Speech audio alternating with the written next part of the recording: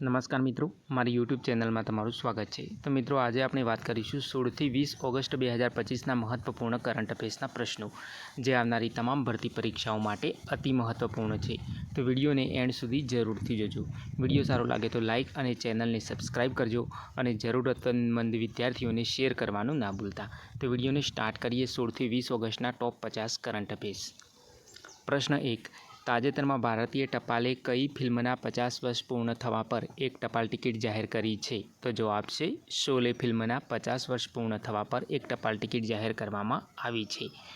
ભારતીય ટપાલે શોલે ફિલ્મના 50 વર્ષ પૂર્ણ થવા પર એક ટપાલ ટિકિટ જાહેર કરી છે. પ્રશ્ન 2. તાજેતરમાં કયા રાજ્યના રાજ્યપાલ લા ગણેશનનું અવસાન થયું છે? તો જવાબ છે નાગાલેન્ડના. નાગાલેન્ડના રાજ્યપાલનું અવસાન થયું છે. તેમનું નામ હતું લા ગણેશન. પ્રશ્ન 3. તાજેતરમાં ભારતીય નૌકાદળે કયા દેશ સાથે સંયુક્ત સૈન્ય અભ્યાસ સ્લાઇનેક્સ 2025 શરૂ કર્યો છે? તો જવાબ છે શ્રીલંકા સાથે. ભારતીય નૌકાદળે શ્રીલંકા સાથે સંયુક્ત સૈન્ય અભ્યાસ 2025માં શરૂ કર્યો. તેનું નામ છે સ્લાઇનેક્સ 2025. મિત્રો, સ્લાઇનેક્સમાં SL એટલે શ્રીલંકા, IN એટલે ઇન્ડિયા અને EX એટલે એક્સરસાઇઝ. મતલબ સ્લાઇનેક્સ 2025 મતલબ શ્રીલંકા અને ઇન્ડિયા વચ્ચે જે એક્સરસાઇઝ થઈ, સંયુક્ત સૈન્ય અભ્યાસ થયો, તેને સ્લાઇનેક્સ 2025 તરીકે ઓળખવામાં આવે છે અને તે હાલમાં જ ભારતીય નૌકાદળ અને શ્રીલંકા વચ્ચે આયોજિત થયો હતો. પ્રશ્ન 4. તાજેતરમાં ઇસરોએ કયા રાજ્યના સીમાવર્તી જિલ્લામાં અવકાશ પ્રયોગશાળાનું ઉદ્ઘાટન કર્યું છે? તો જવાબ છે અરુણાચલ પ્રદેશના સીમાવર્તી જિલ્લામાં અવકાશ પ્રયોગશાળાનું ઉદ્ઘાટન કર્યું છે. કોના દ્વારા? તો ઇસરો દ્વારા. પ્રશ્ન 5. તાજેતરમાં અટલ બિહારી વાજપેયીની 7મી પુણ્યતિથિ ક્યારે મનાવવામાં આવી? તો જવાબ છે 16 ઓગસ્ટના રોજ. હા મિત્રો, તાજેતરમાં અટલ બિહારી વાજપેયીની 7મી પુણ્યતિથિ 16 ઓગસ્ટના રોજ મનાવવામાં આવી. પ્રશ્ન 6. તાજેતરમાં કઈ ફૂટબોલ ક્લબને 2025માં વિશ્વની સૌથી મૂલ્યવાન ફૂટબોલ ક્લબ જાહેર કરવામાં આવી છે? તો જવાબ છે રિયલ મેડ્રિડને. પ્રશ્ન 7. ભારતની પહેલી હાઇડ્રોજન સંચાલિત ટ્રેન કયા રૂટ પર દોડશે? તો જવાબ છે જીંદ સોનીપત રૂટ પર દોડશે. પ્રશ્ન 8.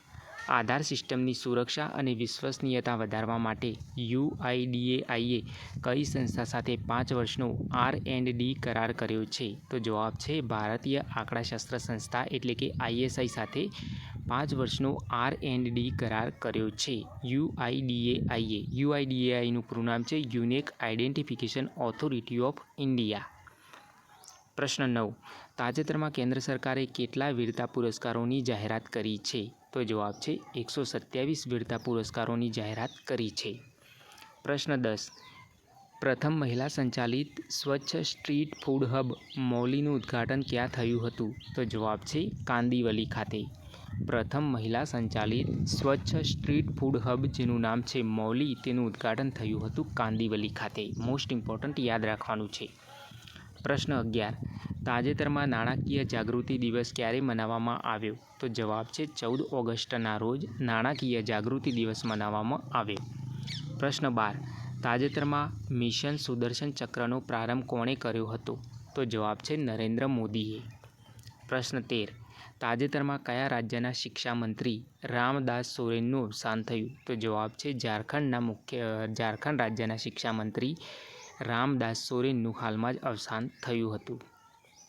પ્રશ્ન 14. તાજેતરમાં HDFC ઇર્ગોએ આરોગ્ય વીમાને પ્રોત્સાહિત કરવા માટે કોની સાથે કરાર કર્યો છે? તો જવાબ છે ફોનપે સાથે. HDFC ઇર્ગોએ આરોગ્ય વીમાને પ્રોત્સાહિત કરવા માટે ફોનપે સાથે કરાર કર્યો છે. પ્રશ્ન 15. તાજેતરમાં અજયકુમાર ભલ્લાને કયા રાજ્યના રાજ્યપાલ પદનો વધારાનો પ્રભાર આપવામાં આવ્યો છે? તો જવાબ છે નાગાલેન્ડના રાજ્યપાલ પદનો વધારાનો પ્રભાર આપવામાં આવ્યો છે, કારણ કે નાગાલેન્ડના રાજ્યપાલનું અવસાન થયું હતું. તાજેતરમાં અજયકુમાર ભલ્લા કે જેઓને નાગાલેન્ડના રાજ્યપાલ પદનો વધારાનો પ્રભાર પદ આપવામાં આવ્યું છે. પ્રશ્ન 16. તાજેતરમાં ભારતનો વિદેશી મુદ્રા ભંડાર કેટલા અબજ ડોલર થયો છે? તો જવાબ છે 693.62 અબજ ડોલર થયો છે. પ્રશ્ન 17.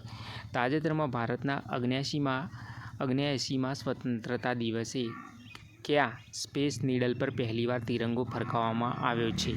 કઈ જગ્યાએ? તો સિયાટલ નામના સ્થળે, સિયાટલ ખાતે જે અમેરિકામાં આવેલું છે.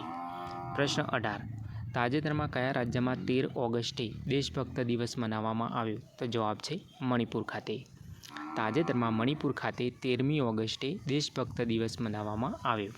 પ્રશ્ન 19. તાજેતરમાં બોબ સિમ્પસનનું અવસાન થયું. તેઓ કઈ રમત સાથે જોડાયેલા હતા? તો જવાબ છે ક્રિકેટ સાથે જોડાયેલા હતા. પ્રશ્ન 20. તાજેતરમાં Asian open short track speed skating trophy 2025નું આયોજન ક્યાં થયું હતું? તો જવાબ છે દહેરાદૂન ખાતે. પ્રશ્ન 21. તાજેતરમાં જેકબ બેથલ કયા દેશની ક્રિકેટ ટીમના સૌથી યુવા કપ્તાન બન્યા છે? તો જવાબ છે ઇંગ્લેન્ડના સૌથી યુવા કપ્તાન બન્યા છે જેકબ બેથલ. પ્રશ્ન 22. તાજેતરમાં ક્વાન્ટ બોક્સ ચેન્નાઈ ગ્રાન્ડ માસ્ટર્સ 2025 શતરંજ ખિતાબ કોણે જીત્યો છે? તો જવાબ છે વિન્સેન્ટ કિમર નામના ખેલાડીએ જીત્યો છે. પ્રશ્ન 23. તાજેતરમાં કયા રાજ્યના મંત્રીમંડળે ધાર્મિક સ્વતંત્રતા સુધારો અધિનિયમ 2025ની મંજૂરી આપી છે? તો જવાબ છે ઉત્તરાખંડ રાજ્યના મંત્રીમંડળે ધાર્મિક સ્વતંત્રતા સુધારો અધિનિયમ 2025ની મંજૂરી આપી છે. પ્રશ્ન 24. તાજેતરમાં ટોપ બ્રાન્ડ 2025 વૈશ્વિક બ્રાન્ડ યાદીમાં કોણ પ્રથમ સ્થાને રહ્યું છે? તો જવાબ છે માઇક્રોસોફ્ટ. પ્રશ્ન 25. તાજેતરમાં નીચેના પૈકી કયા રાજ્યમાં થાયુ મનવર તિત્તમ યોજના શરૂ કરવામાં આવી છે? તો જવાબ છે તમિલનાડુ રાજ્યમાં. પ્રશ્ન 26. તાજેતરમાં કયા દેશમાં 17મી ઓગસ્ટે સ્વતંત્રતા દિવસ ઉજવાયો? તો જવાબ છે ઇન્ડોનેશિયામાં 17મી ઓગસ્ટના રોજ સ્વતંત્રતા દિવસ ઉજવાયો. પ્રશ્ન 27. તાજેતરમાં જુલાઈ મહિનામાં ભારતથી અમેરિકા નિકાસમાં કેટલા ટકાની વૃદ્ધિ થઈ છે? તો જવાબ છે 20% વૃદ્ધિ થઈ છે. પ્રશ્ન 28. તાજેતરમાં હોક સિસ્ટમ લાગુ કરનાર ત્રીજું રાજ્ય કયું બન્યું છે? તો જવાબ છે તમિલનાડુ રાજ્ય.